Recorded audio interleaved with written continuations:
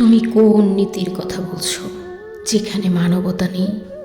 প্রয়োজন শব্দটি চোখ এড়িয়ে যায়, বিবেক পচে গলে পড়ে স্বার্থের তাড়নায়।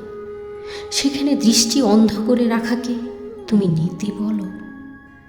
ঐশ্বর্য শুধু ধনীই থাকলে হয় না, মনেও থাকতে হয়। কোন সম্পর্ককে তুমি অহেতুক বলো?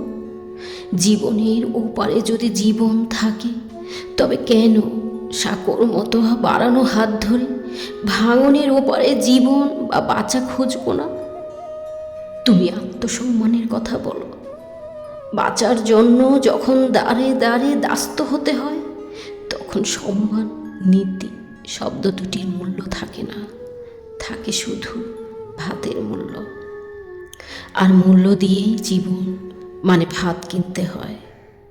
সমাজের নিষ্ঠুর নির্মম পদাঘাতে যখন কোনো জীবন চলে যায়, তখন তোমরা করুণা করে বলো, আহারে আহারে। অথচ বেঁচে থাকতে খোঁজ নাও না, বাঁচিয়ে রাখার চেষ্টাও করো না।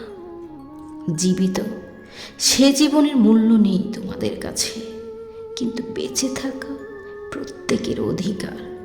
আর তাই সম্মান, নীতি বেচে আমি ভাত কিনে খাই।